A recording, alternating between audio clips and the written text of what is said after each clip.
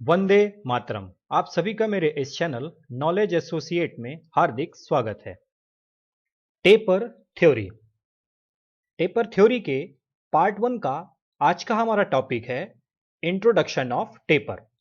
आज की इस वीडियो में हम समझेंगे कि टेपर किसे कहते हैं और इसके ब्रीफली डिस्क्रिप्शन को हम आज समझेंगे। तो आइए अपने इस वीडियो को हम शुरू करते हैं। सबसे पहले हम ये समझते हैं कि टेपर किसे कहते हैं। तो the taper is uniformly and continuously increase और decrease in diameter along the length of a cylindrical workpiece. इसका मतलब किसी बेलनाकार वर्कपीस के व्यास का निरंतर व समान रूप से बढ़ना या घटना ही टेपर कहलाता है और इसे ही हम टेपर कोनोसिटी कहते हैं। टेपर त्रिकोणमिति यानी कि ट्रिग्नोमेट्री के सिद्धांत पर कार्य करता है। जैसा कि आपको इस चित्र के माध्यम से समझ में आ गया होगा कि इसके व्यास में अंतर है। एक तरफ का व्यास छोटा तथा दूसरा व्यास बड़ा है।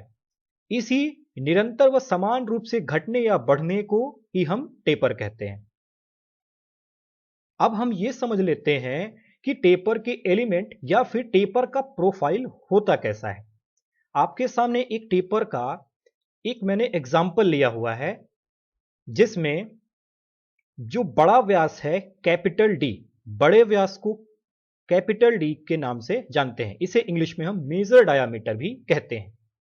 अब जो आपको भाग दिखाई दे रहा है यह स्मॉल डायामीटर है यानी कि माइनर डायामीटर है इस टेपर के जॉब का।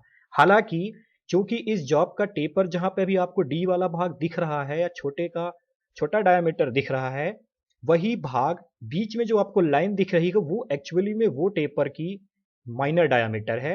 क्योंकि दोनों का डायामीटर सेम है इसलिए इंजीनियरिंग ड्राइंग के मेथड के अकॉर्डिंग मैंने इसकी डायमेंशनिंग बाहर की ओर की हुई है।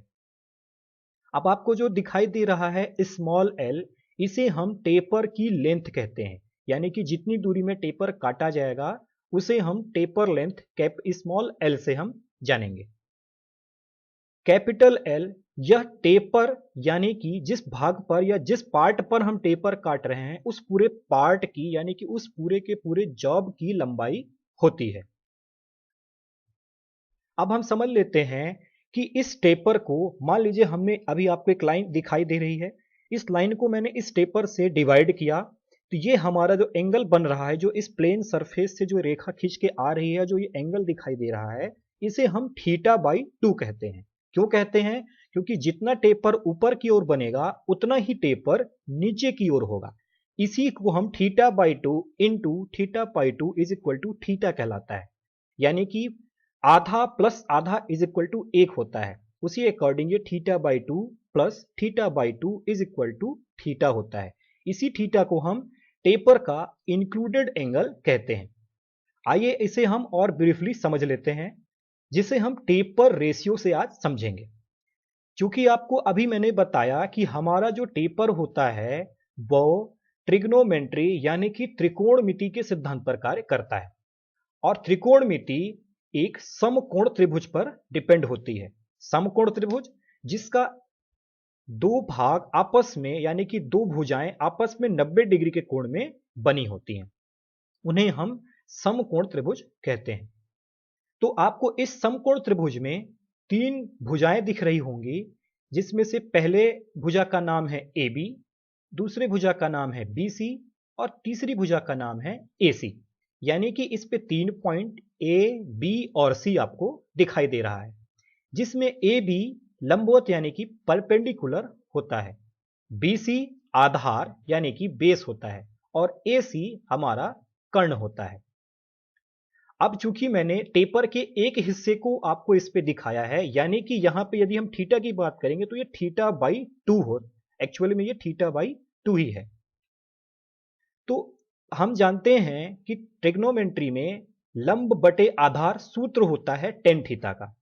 तो इसके अकॉर्डिंग ए बी को हम एक्स से डिनोट किए हैं और बी सी को हम वाई से डिनोट किए हैं। यानी कि tan theta is equal to लंब बटे आधार के अकॉर्डिंग हम लंब जो है हमारा ए बी है और आधार हमारा बी सी है, इसलिए tan theta is equal to A B upon B C होता है।